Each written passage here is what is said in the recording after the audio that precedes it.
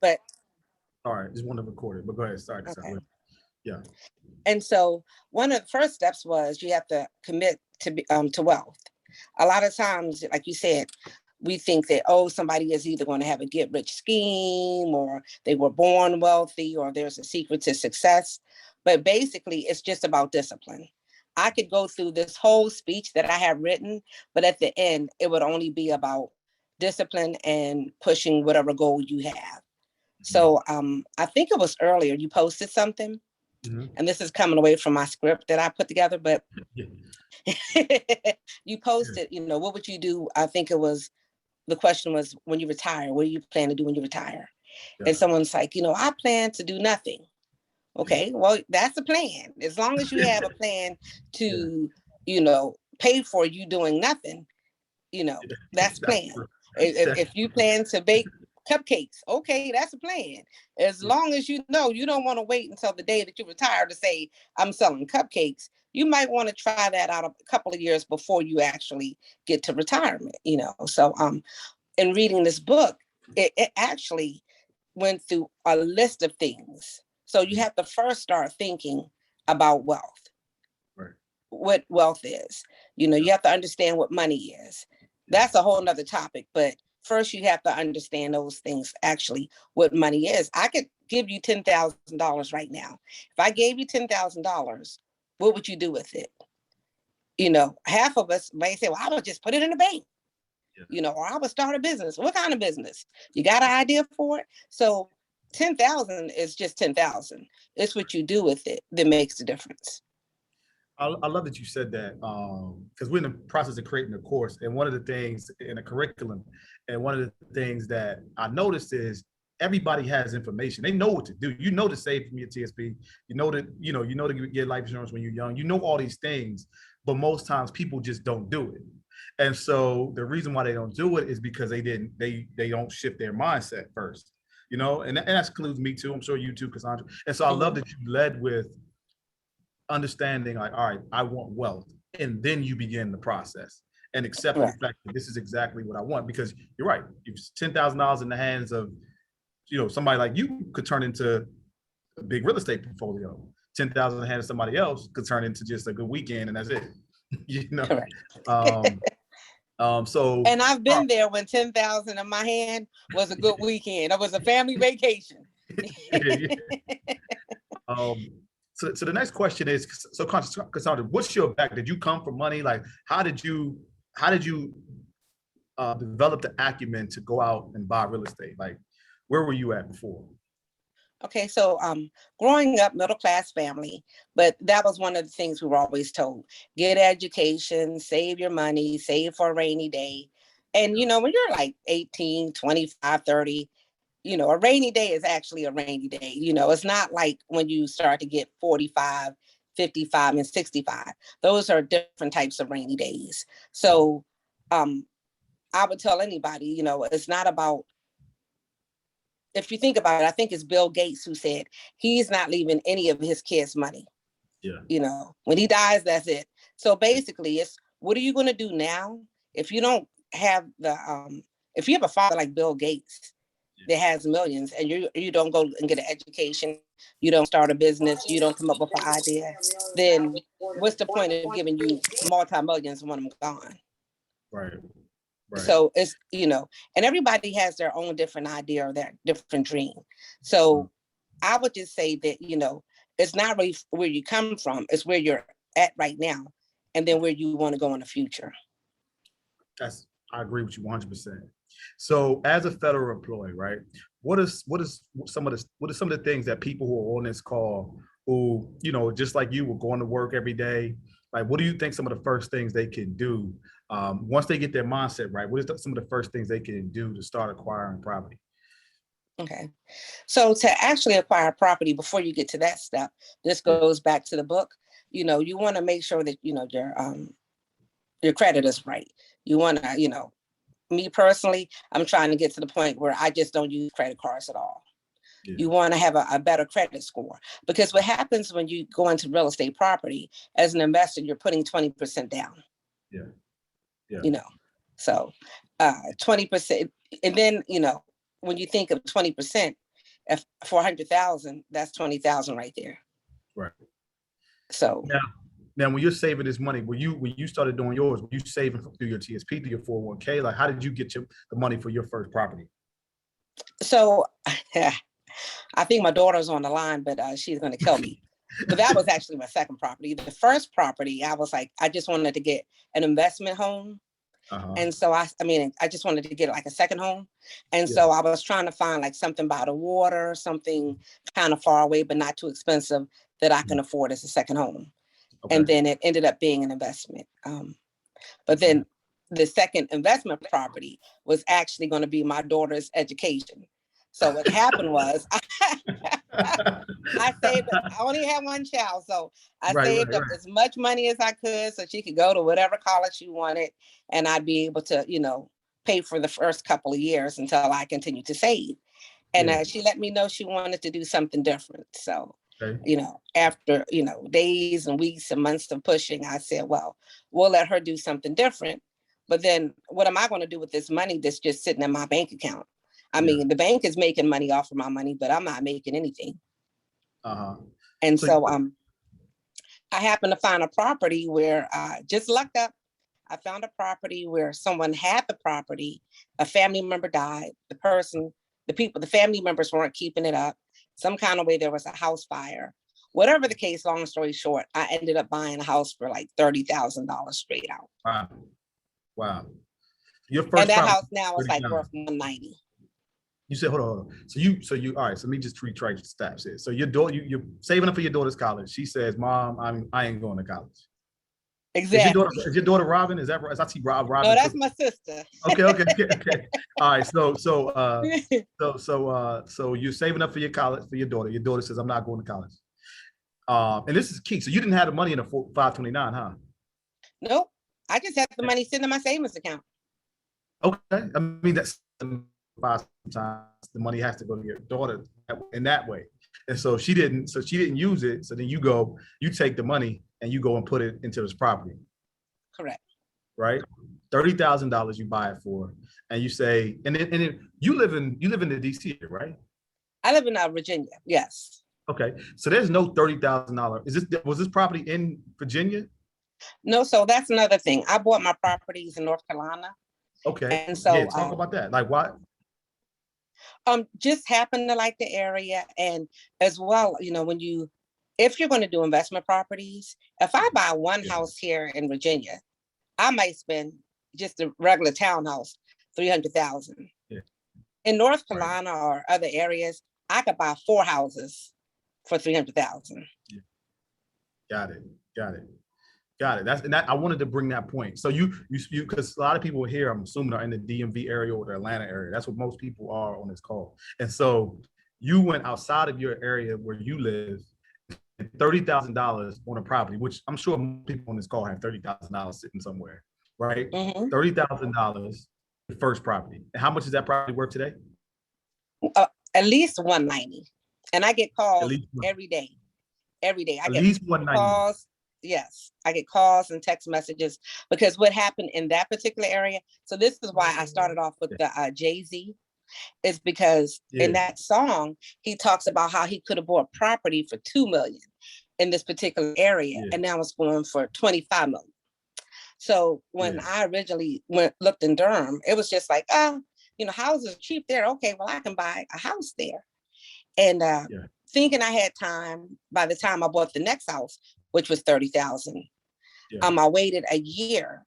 Now, I saw the signs around where they were rezoning and building in the area. They were trying to make it the, a twin city. For Raleigh and Durham being twin cities, they're close. And but I didn't pay that much attention. So where I lost out on money was I didn't pay attention to what was going on in the area. And now just to buy a shack in those areas is $150,000. So that's why I get calls and texts, at least 4 or 5 times a day, because they can look up and see that my property, I only owe $30,000. So even if they give me $100,000, they're still looking at $100,000 equity.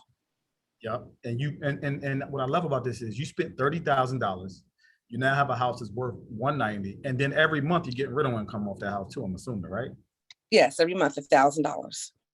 And the mortgage is about how much? The mortgage, including the taxes, insurance, and everything, Yeah. it's like I think it's 375.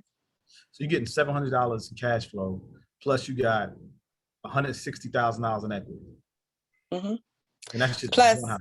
I'm not gonna lie to anybody. I'm lazy. So I have property managers handling my business because I don't want somebody calling me at 6 o'clock on a Saturday afternoon, hey, something went wrong.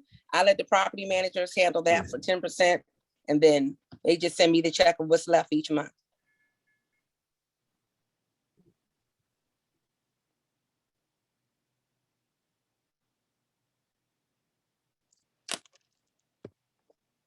Well,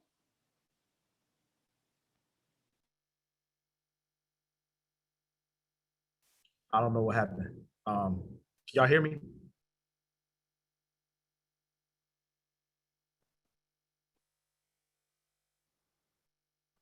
All right, so I can't hear Cassandra, but so all right, so Cassandra, that's the first house. What happened on the second house?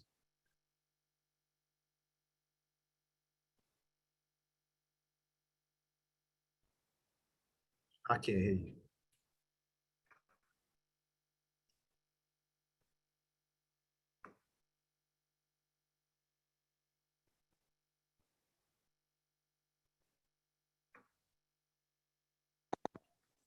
can you hear me now?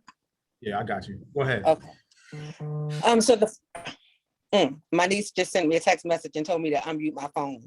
I could not unmute my phone because the host had to, he had to unmute Let me take it because everybody was unmuting themselves. Let me I got you. Okay. Go ahead though. All right. So the first house was going to be a vacation home or second home. Okay. It's the second house, which is the one I bought for $30,000. Okay, the third house. So the third house that I purchased, when I purchased that house, it was during the beginning of COVID. Okay. So nobody was going anywhere. I wasn't leaving my house, but in doing this is why I'm kind of people, and I always suggest meeting good people, being kind of people. I met a realtor, and she and I hit it off. So, and she's excellent. So I bought that house without actually seeing it. I saw it through like a Zoom, like we're doing now. Yeah, that looks good. I'll buy it. And I signed at the bank. I did all my closing right here at the local bank. They mailed it to me. I went into the bank, signed my paperwork, sent it back, and closed on that house. And I bought that house. Oh, go ahead. I was just gonna say, so when I bought that house, it was like 120, and it's like 150 now, and that was last year. So that's $30,000 in a year. 30,000. We had 190 right now, just in money you created out of nowhere, basically. From just investing your own money, you had 190,000 equity already, not including the amount of money you get monthly on the properties. Correct. Okay. And so, all right.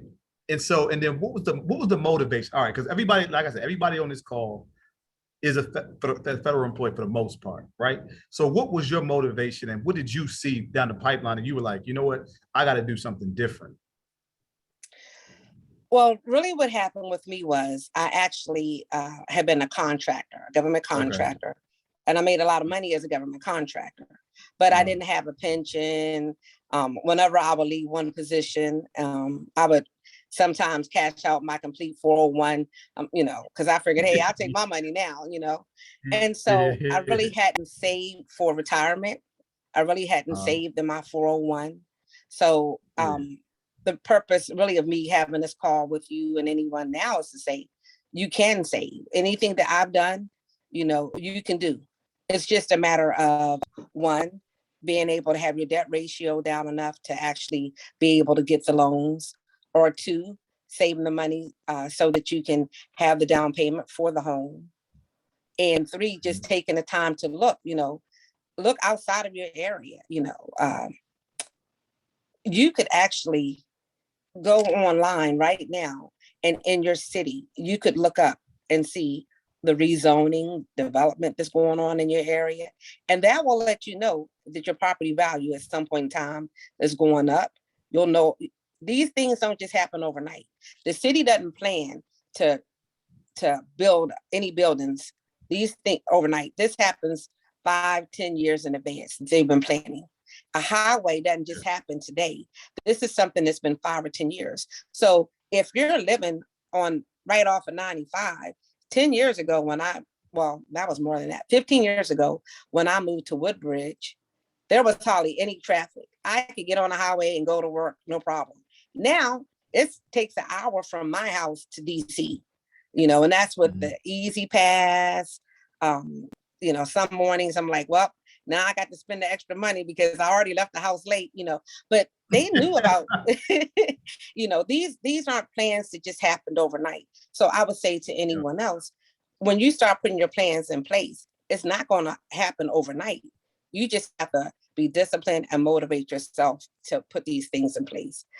If you have the money, you just have to be prepared and disciplined and know that you're making an investment.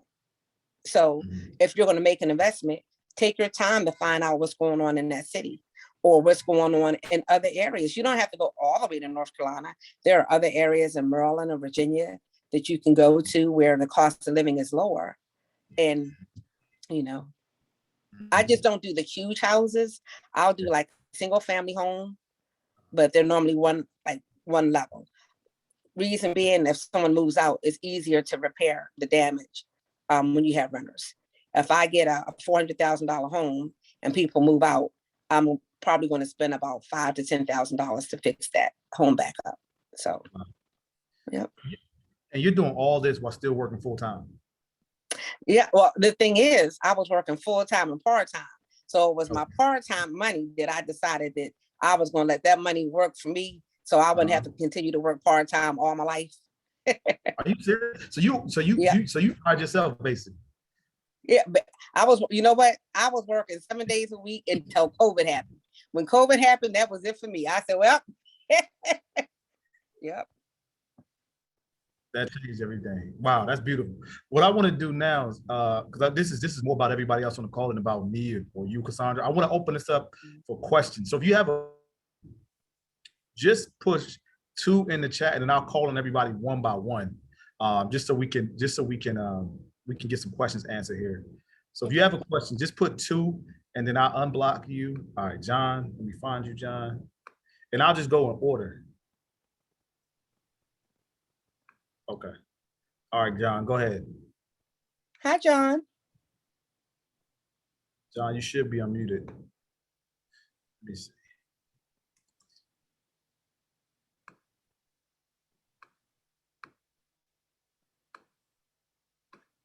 Did you unmute yourself, John? All right. John can unmute himself. Is it better now? I can hear you, John. Can you hear me? Yeah, I can hear you. Hi, how you doing, man? I'm fine. How are you? I'm doing great. I'm doing great. Thank you for. Yes. Can you hear me? What's going on? I don't know, but I can hear you. So what's your question? Yeah, my question is, how did you raise money for the 4th and 5th properties? Did you still save money, or is it the 20% down? Because I'm in that stage right now. I have, and I could just quickly share this. It could be a comment and it could be a suggestion to some other people that might be listening. Me and Mr. William will discuss before about this. So my first house, I did, when I moved out of my first house, I break up the basement and make it like a 1-bedroom and suite. So I just rent it out, okay? So I'm making like 1,000 on that. Then I move, that's around Rockville. I'm in around Rockville. When I moved to Rockville, bought a single family house. There's a space on the side of the house, like a patio. So I reach out to the county, get the permit, and just make it another 1-bedroom and suite. And I'm getting like 1,300 from it. So, but I'm at a stage I want to move to the next level, say the 3rd property. When I reach out to my real estate finance guy, he was talking about 20%. And I'm having Yes. problem getting that 20% because I don't want to tap into my TSP. So I'm kind of looking at how can I raise that money? How did you do yours? How were you able to do it? Okay, so that's when I said it goes back to being disciplined. So one of the things I do every year, and I started off small. Trust me, it took me a long time to figure that part out. It's called, you can look it up online. It's called the Money Saving Challenge. And what happens is you can either do it every week, or since we get paid bi-weekly, you can do it bi-weekly. Bi-weekly, you save a certain amount each paycheck. Okay. And within a year's time, depending on, how aggressive you want to be and what you want to cut back on, you can start off at 1,500 just to see how it works for you. But I'm at saving 20,000 every year. And the only way I can do that is. You got that, John? Yes, I did. Can I say something real quick? Mm-hmm. And I took Mr. Williams' advice with respect to putting more money to my TSP when I first met him, right? Yeah. I was doing like 5%. I think I was doing like 10% at that time. So I jacked it up to 17% when I see that, okay, there's cost of living adjustment every year. If it's 1%, I put it on and I increase it. So I do like 17%. So, but again, when I try about a month ago and try to like reduce that 17% to like 10%, I said that lots of the money is going to IRS, so I jack it back up to Yes, 17. it is. So I don't know, it's really tight. It's really tight. He did mention Figly. I wanted to do Figly, but I don't have the money. Okay, but remember, like I said, it's about taking your time and discipline. This was not just overnight for me. So when I started thinking about purchasing homes and having the money, I didn't have the money to start off with. So I was working full-time. I was working full-time and part-time. The reason I was working part-time initially was to get myself out of debt. After I paid my debts off is when I decided, okay, now I'm still working. What am I going to do with this money? Because by that time I was like, I was balling. I was rich. I had extra money because I was working every weekend. So I paid to go to school. I finished off my master's degree. That wasn't cheap. So then after I did that, it was like, okay, you paid for 2 master's degrees. If I can pay for that, then I would save my money. Then what was I going to do? So when I saved enough money for the first house, it just so happens the first rental property was going to be a, just like I said, a second family home or a second home for me. It was the second rental property that actually ended up paying off for me by luck. Okay. But that money, as I said, I only had that because after I had paid for my education, I just hurried up and fast tracked and started saving for, and I'm very impulsive. That's the only downside. So once I make up my mind I'm going to do something, I just focus dead in on that. So I said, okay, my daughter's going to be graduating in the next 2 years. I need to have money for that, So I didn't even take into consideration whether she wanted to go to college. I didn't even take into, she never even said anything about college. She didn't even say, hey, I want to go to this college or that college. So I'm like, oh, okay, well, hey, I'm going to save this money. So one day she's like, well, Mom, I don't want to go. Okay, I was looking online and I happened to look up and find that house. And my sister, my younger sister, Robin, and my best friend had to talk me actually into purchasing that house. Once again, this is why I started with the Jay-Z song. I see. Because it's just opportunity. It's just preparing yourself that when you see something, right now, you're telling me, I've already made these steps. I've rented out part of my house. Most people say, I need my whole house. I don't want nobody in there. You've already done that. So it's the money that person is paying you right now. Yes. Which is in that book I was explaining, which somebody already sent out the title, Start Over, Finish Rich. The good thing about that is step 2 was, and this is where you're going to need to be at. You need to find your money. Okay. See, somewhere along the line, you have money, but you're spending it on stuff. I don't know what you're spending it on. That's not my business. But I'm That's telling right. you, Don, you got some money. You're right. You're right. Okay. You're And right. so you got to get your, and that's why I started off with just giving you a couple of principles. And right now you're thinking about your commitment to wealth, but then your next step is finding your money. Yes, ma'am. Okay. When you get to that, then your next step will be, you probably got credit card debt. You don't have to say it. I'm just saying, if you have it, stop it. Pay it off. Start with whatever credit card has the highest interest rate and pay that one off first. Okay. Okay. Right. I have a lot of other questions, but I'm gonna wait for other people to ask. Wait, John, I'll put it in the chat. I know I'm gonna spend an hour on John. Right. I want to get to Ms. B. But we can do this. We can do more of this, Cassandra. We'll do more of these, because I'm sure people gonna have lots and lots of questions, because you're right where everybody is. Like, you're a federal employee, already building for your retirement outside of just TSP, and you have so much other wisdom. So this is great. Oh, but John, yes, I just gotta tell him this. Don't pull out of your TSP. Don't pull anything out of your TSP unless it's like an emergency or something. It's not an emergency for you to buy a piece of property, because part of what I was going to finish up with after I answer a few more questions is to just tell everybody to save. Most of us, we've seen this before. There was a market where, here it is right now, the market is overwhelmed. Everybody wants to buy property, but the market is going to change. So if you save, which is what I'm doing now, I'm saving. So when the market changes and people are walking away from their houses, I'll be able to jump in and buy that same house that may be in your neighborhood for $250. Yes, ma'am. You see what I'm saying? So what you need to start doing is saving, because you might not want to go to North Carolina, but somebody in your neighborhood is going to sell their house. They're going to walk away. Yes. Because the market has to change. It's not going to stay this way. Right now, your house your house has gone up probably a good $50,000 just because the market changed. You got to wait for it to be on the downslope, and then that's when you go in. But you got to be ready.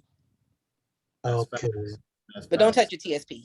That's a good advice. Thank you very much. You're welcome. Thanks, John, for the question. All right, Miss B. Yes. Are all your properties rental properties that you purchased?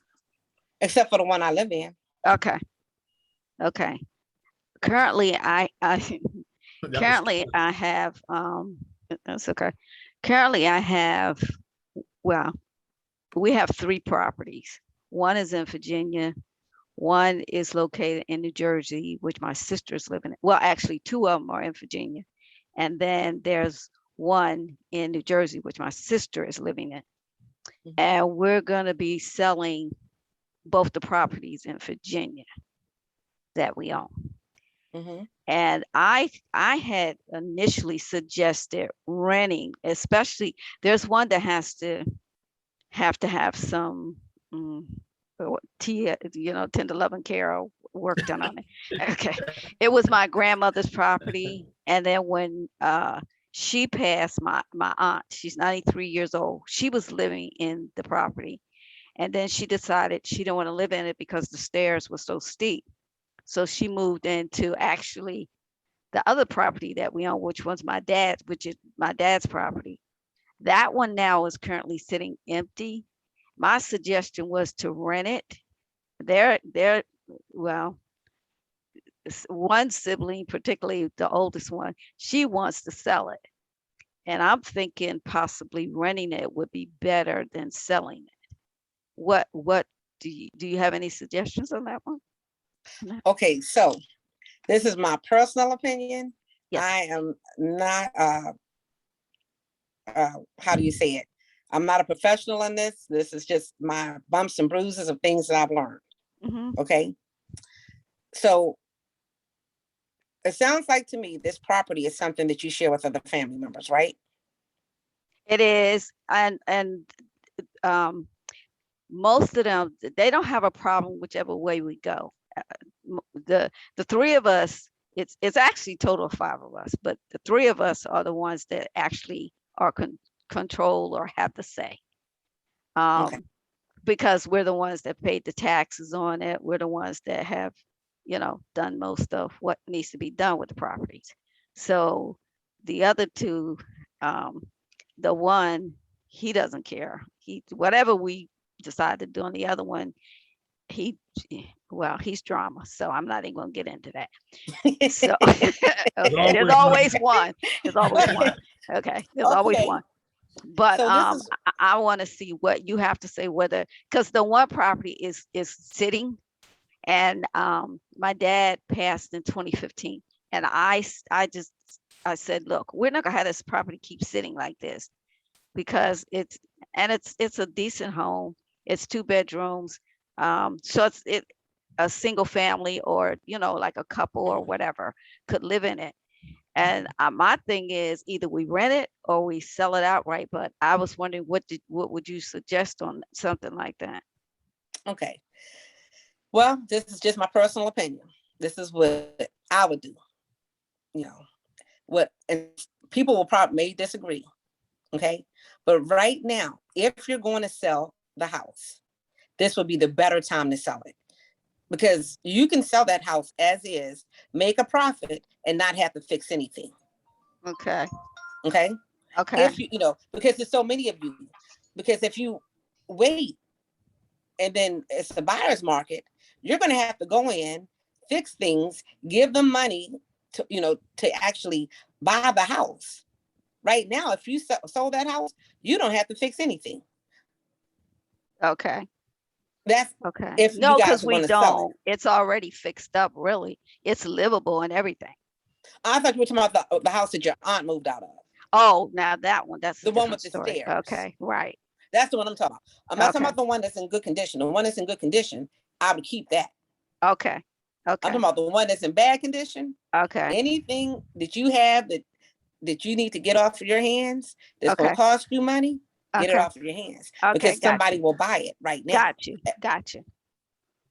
hmm And plus, it's so many of you guys. So you have to also think, you're going to have to think not just in making money, but you're going to have to fix it up. So if you have to fix it in order to rent it, how much money are you actually making? Okay. Because all 5 of you might not want to fix that house.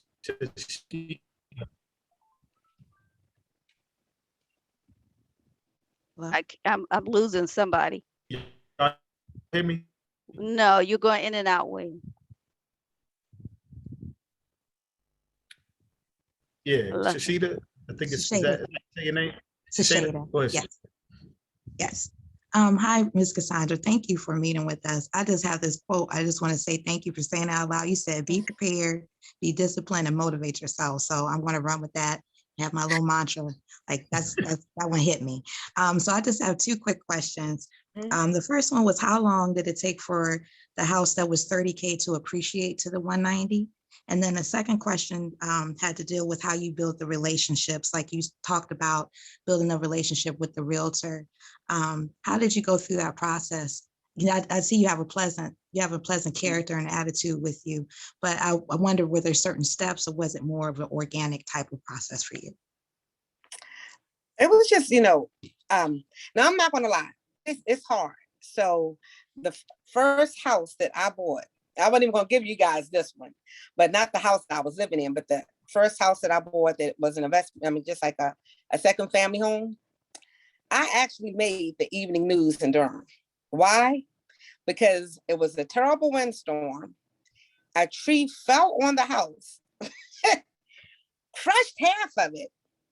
And when I went down to check on it the next day, the other half of the tree fell onto my brand new truck and crushed it down to the ground.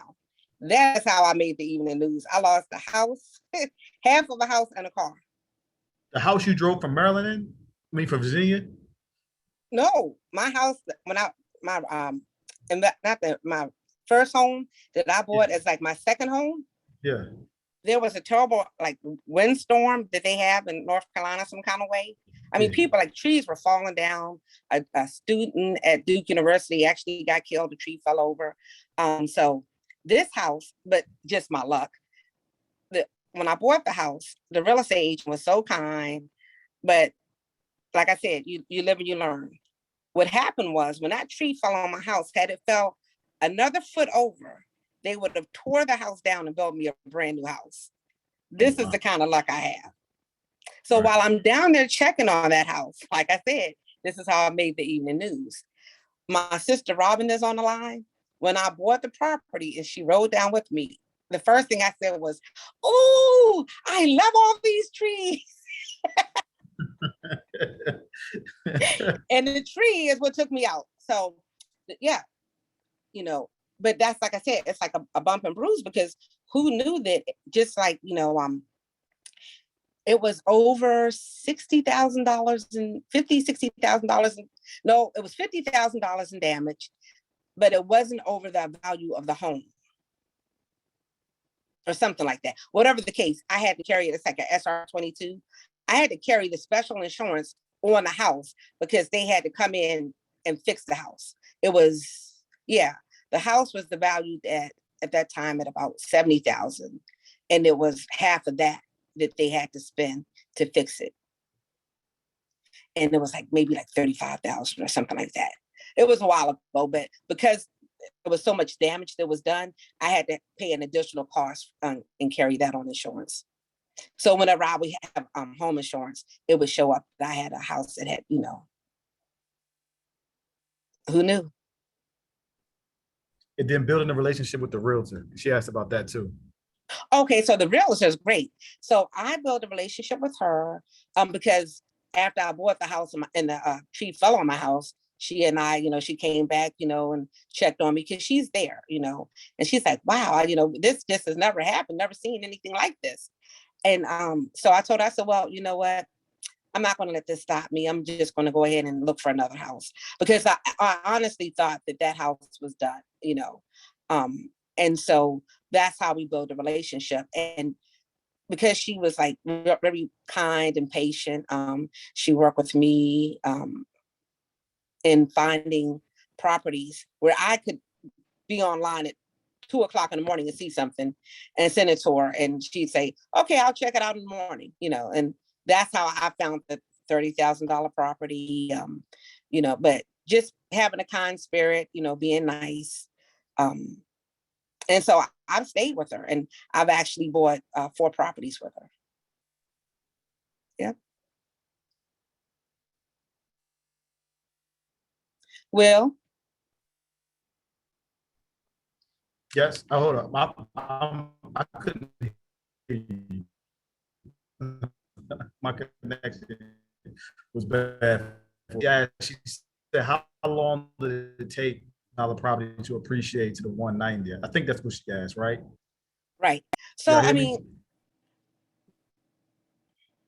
okay. So what happens is, it's just like any other property. So it just so happens that the one that was 130 that went up to about 190, the value of the home is already like probably at least 80,000 or more. So I would say maybe every year, kind of anywhere from about 10, 15, 20,000. And then right now the market is good. So, everybody's home right now, if you have a house, has definitely increased over the last year. Okay. That was a great question, because it leads me to think, and I don't want to, I guess I don't want you to answer right now because we got more questions, but I guess when you're looking for a realtor, you want to look for a realtor that has investor experience, because they know what to look for you to make it easier for you, especially being out of town, to see stuff like sight unseen and trust them, right? Right. Well, I found this gorgeous condo. I was like, oh, it's 60,000. I want that. And she was like, I wouldn't go over there in the middle of the day, let alone talk about buying it. And it actually sat on the market for like 4 or 5 months when everything else was going in like a week or 2. So that let you know, it might even still be on the market. That let you know that neighborhood was bad. So, if you're going to look for something, out of state or an area you're not familiar with, you definitely want to have someone who isn't just trying to sell you a house, but actually knows the area. So having a good team, like anything, yeah. The next person is Sam. Let me unmute Sam. Wait. All right, Sam, it's your show. If you can unmute yourself, I just sent you. There you go. Okay. Good evening, everyone. Ms. Cooks and Mr. Smith, thanks for the invite. So I had a question about the TSP in regards to maybe leveraging the money that you have within that, but you said that you don't recommend pulling money out of your TSP. So my question is, why not, opposed to using, liquid cash that you have in your savings or whatever? Well, Will can answer that one on why not to pull money out of your TSP. Well, see, it's different for everybody. I think what you started off with, Cassandra, which is the discipline piece. It's hard to say on a call like this, hey, take money out of your TSP, right? But at the same time, it's kind of hard not to say, if you could turn 30,000 into 190,000, that's not a good idea. So what I would say, it goes, like I said, back to what you were saying, is it just depends on the person and the discipline and the education that the person has. Because I can't tell you, Sam, if you see a property that you know is worth, that you could turn 30,000 into 190 plus get cash flow rental income, it's a no-brainer to take money out of the TSP to do that. But the mistake that a lot of people make is they don't have great education, and they're testing out stuff with their TSP money, and that can be detrimental. So that's how I would answer the question. If you're confident, you got a team, and you know what you're doing, I don't think taking money out of your TSP is a bad idea, in my personal opinion. Okay, so I'll tell you why I suggest not taking it out of your TSP. When you take money out of your TSP for a rental, it's not the same as if you got a loan to take out money from your TSP to purchase a home that you're living in. So that's the difference. So if you take money out of your TSP to buy a rental property, then it's like a general loan. I'm not sure exactly what they call it, but it wouldn't be the same. You can have two types of loans you can take out of TSP. Will?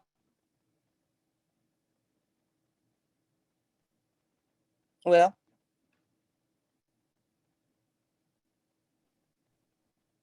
All right, so Will got stuck, I believe. So anyway, I was just going to get him to confirm, but I'm that stable. I'm trusting that you're saying what you're saying. I can't hear you. Can you hear me now? I hear you. Okay, so I was saying that there are two types of loans that you can take out of the TSP. And so one you can take out for a property that you're at your primary residence. You can take out a loan for that out of your TSP. But the other loan that you would take out would be like a general or hardship loan. So for me, I just wouldn't want to tie up a loan like that when at any given time I might need money or it might be a hardship before I did something like that as far as investing. And that's why I say it just comes down to education. Like what you just said makes a lot of sense. But if you don't have the education, do not touch your TSP. Or if you want, another thing you can do is just build up the money. Like I'm assuming you were saying earlier, Cassandra, is just putting money aside for your real estate transactions, right? Correct. So because here's the thing, the reason I start off with discipline is, let's say you take the money out of your TSP and you get this property, right? And then you have what happened to me, whereas a tree fell on my home. The person that was renting the house moved out, and it took me a while to get this house fixed back up. Okay. By the time I got the house fixed and then I got ready to rent it out again, that was a couple of months, but the mortgage was still coming, was still due. So you want to have money saved up. So in case something happens, I wouldn't want to tell somebody, oh, take money out of a TSP, because if you don't have it to invest, you don't have it to invest. You need to save it to invest. But if you're taking it out of your TSP, that's a sign to me that you don't have it.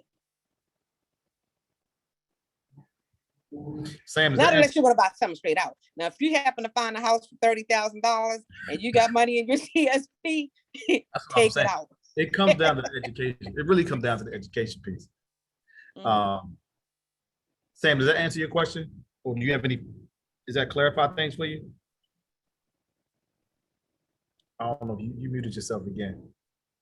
But let me see, the next person that had a question was Linwood. Linwood, that's my middle name. I told you that when we were on the phone. Let me unmute you real quick. All right, Linwood. Yeah, okay. Can you hear me? Yep, we hear Yes, you. sir. Hey, first, thanks for putting this on and for helping. I had a question about how rental property fits into your strategy as you go into retirement. Because I'm in my mid 60s. I've got some rental property, and it's all paid for.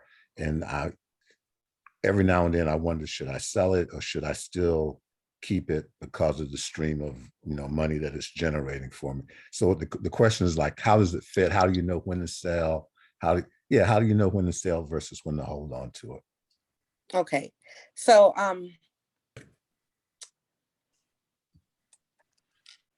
one of the things that I had written up earlier was you have to, which was the last tip that I have for you guys, was planning for retirement.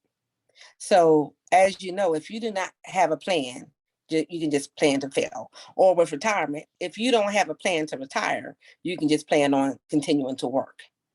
So for me right now, the income that I receive for my rental properties is just generating savings and purchasing other properties. But when I retire, I would like to use this money to supplement my income. So you already are saying that you're retired, right?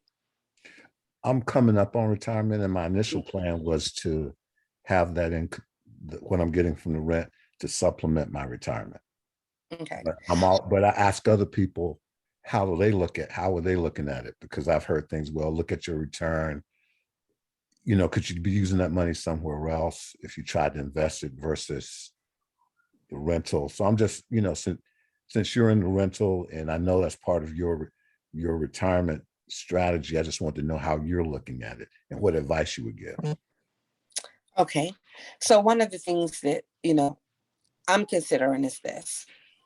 I'm planning for retirement. I'm only, I haven't gotten there yet. I got a ways to go, but I'm planning for it. And in planning for it, as you probably know, you're going to have to, at some point in time, figure out how much it's going to cost you for your living expenses when you retire.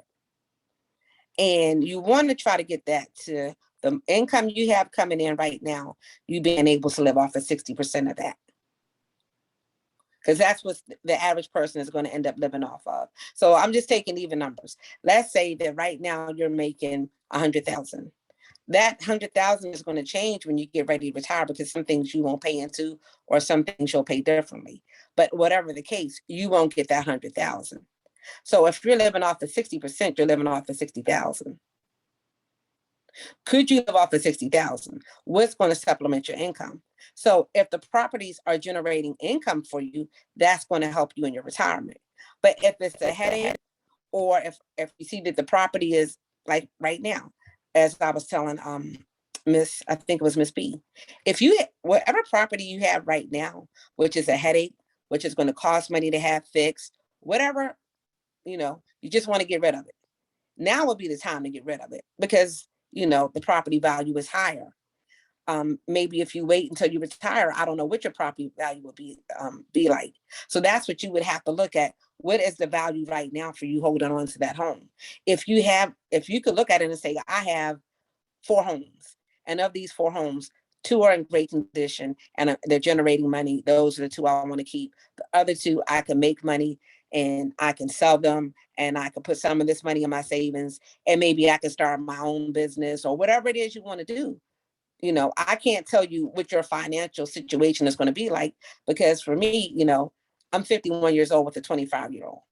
So even though she's living, on her own, yes, even though she has her own place, I still consider that what happens today, and she says, Mom, I don't like my place. I want to move back home, then, my comfy, cozy office I have here, that changes, what's going on with my life, because I'm still considering my daughter.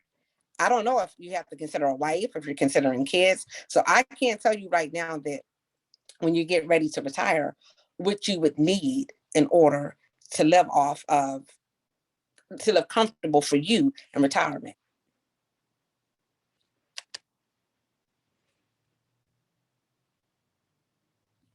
Linwood.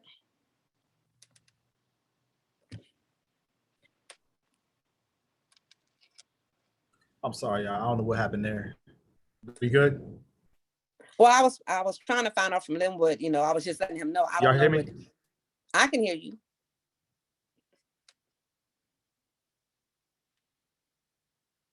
All right, Cassandra, you hear me? I can hear you. Okay. Can you hear me? Yeah. Okay. Hold on. Did Linwood get his question answered? Because one thing that I got from Linwood that I think he was trying to ask too was, which I'm curious too, is do you have an exit strategy once you retire, right? Meaning, once I get to this amount of properties, I might start to sell. Have you started thinking about that? Well, that's what I was saying to Linwood, for him Okay. to consider, you know, if I have a property and it's going to cost me more to, like, say at a time like this, if I had a property where there was a lot of repair that needed to be done, that Yeah. would be the property that I would sell, because Got you're going it. to still make money off of it, you know. Got it. But Got then, it. you know, if the market changed, he might have to wait another 6 years before it's going to be profitable for him to sell it. So he Okay. has to decide, you know, and Okay. you have to consider more than just the property. Like I said, for him, if you're talking about retirement, if you're just talking about property, you can buy and flip and make money, you know, money that way. I just don't like to buy and flip because I'm that discipline part. I don't have time to stay on other people to make sure that Linwood said he's muted. Okay. I Yeah, don't have time to stay on other people to make sure that they're meeting the deadlines to flip a property. You can make money that way. I just don't have the time to do it. okay. Mm-hmm. Okay. But as for Linwood, when he gets back on the line, I was Okay. just telling him to consider what he's going to need to retire and what he Okay. wants to do after he retires. It's like you said, his exit. He's got to consider what he needs to retire and what he's going to do once he retires. Yeah. Linwood, does that answer your question? It does. It does. I think I'm in one of those. But did you hear the part about getting rid of whichever property needs the most work? Yeah, I did, and luckily for me, both of them are they really don't require a lot. You know, and I think one thing, and I don't know if you brought it up before, if you rent, there's always going to be some little incidental. There's going to be some things that come up throughout the Yep. year. You know, it could be $200 or $300 here or whatever, but my experience over the last 5 years has been I've had some major things, and then I'll just have the little small things, and I've got a property manager, and I like and they take care of it. But I just wanted to talk to you because other people that are landlords, I just wanted to get their perspective on when to sell, and that was pretty enlightening when you're saying if the maintenance costs are just really getting crazy, you probably need to let it go. Mm-hmm. Yeah. Like someone Thank asked me, would I rent to someone with Section 8? Yes. Oh, I have one of those, and it's great. Yes, I would. I I'm- do not discriminate. Whoever's paying the rent. let me tell you something about that. I've got, it's my grandmother's house in a little small town in Virginia, and this suite, I've had 2 sweet older people that have Section 8, and it is great. You don't worry about the check coming in. I take care of them. I treat them real good. Yep.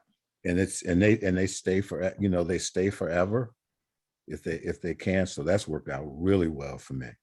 But like I said, I didn't have the Section 8 with a lot of kids. I had the Section 8 where it was seniors, and they wanted a nice place to stay with no hassle.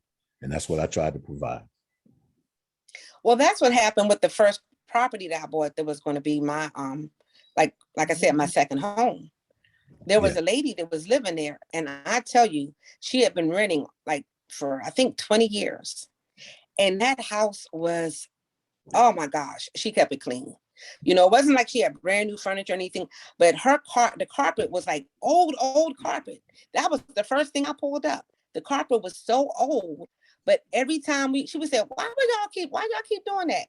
When we came to look at the house, everybody took off their shoes. She's like, why are y'all taking your shoes off? It was so clean. We took off, I was like, no, I'm not going to track any mud into this house, And so for the tree to come down on that house and her to have to move and be displaced, that was already disheartening. But then to lose somebody that I could have possibly let stay there until I got ready for, to move down to the house, I just couldn't believe it, And she was only paying $600. And I was willing to let her stay there for $600. When she left, then I started renting it for $1,000. That's how, when you get a good tenant, and that was my first time. I hadn't even thought about having a tenant. So to have someone there, like you said, an older person, kept the house up, Yeah. paid her mortgage. I mean, paid her rent, which paid my mortgage. I was good. Yeah, it's a good thing. Yeah. Thank you. You're welcome.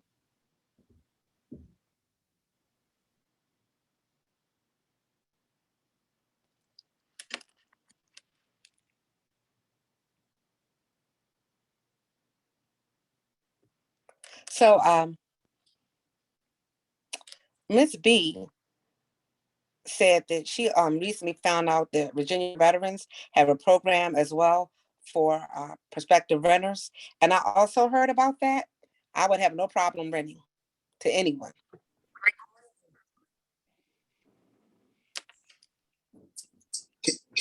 And there are programs out there.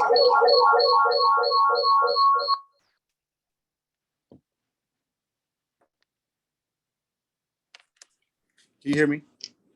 I can hear you now. All right, sorry about that. I'm out of town and the connection's horrible. But so all right, sorry about that. I just switched to my phone. But let me go through that. Limbo got this question answered and everything, right? Yes. We good? All right, we got to end up wrapping up soon. But does anybody else have any questions? And we could do this again, because there's a lot of this that I want to break down, from the mindset piece to, because I think that's a big part. Mindset, the discipline piece, because when you get into this, like, you got to have a discipline, because you go out there, you start, I run across people all the time who are on the opposite end of the story like this, where they've invested in property, lost money, and then they're set back a couple years because they made a bad investment, but it goes back to discipline and mindset. And so I would love to have another conversation where we go deeper into that, as well as talk more strategy. If you'd be open to that, Cassandra. I'd be open to that. And like I said, a lot of the reason I like this is because, as you know, Will, you and I, when I first met you, I was like, I need help with insurance. But we went from insurance to, I may have told a few of my friends and family, I'm not sure exactly what all you do, but I'm like, he's my financial advisor.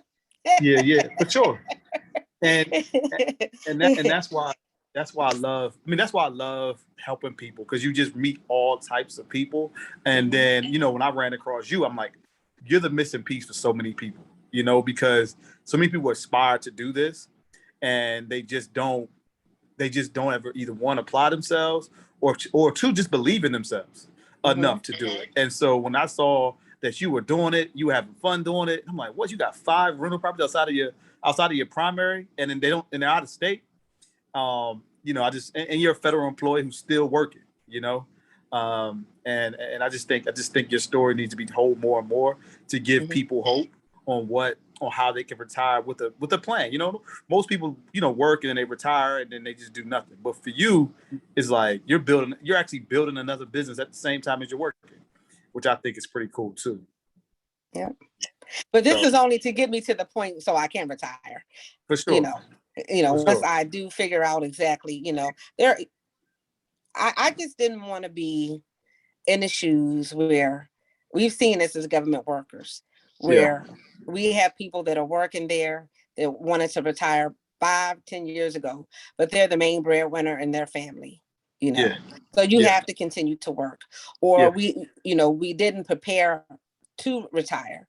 So we need that income. So we have to continue to work. I want to be able to say, okay, at this point, I'm ready to retire. I want to do something different and be able to do that. And, the only way I would be able to do something like that is to make better choices with my money and my finances. That's why I'm telling everybody, I'm not saying if you find a great deal or you want to do something with your TSP, I'm not telling you not to. I'm just saying that when you do it for a rental property, it's not the same loan as if you're getting your primary residence. Right. That's the only thing I'm saying. It's awesome. And it's education from somebody that's done it, and that's awesome. And so Cassandra, if you could, Cassandra's in the group, if you're in our Facebook group, please join it because we have cool people like Sandra and knowledgeable people. And don't be afraid to ask questions. Like, you know, there's no such thing as a dumb question, right? And most people in this call are in the same space. So if you're working for the federal government, you want to start dabbling in real estate, reach out to Cassandra. Ask her, are you okay with that, Cassandra? First of all, are you okay with? Oh, I'm fine with it. Yeah. And like Cassandra, she's resourceful. Like Cassandra sends me reports. She sent me the screenshots of different transactions she's doing. Tonight, she wrote up a whole document for everybody on the call. Like she's a resourceful person. So if you have a question, you know, just ask the questions.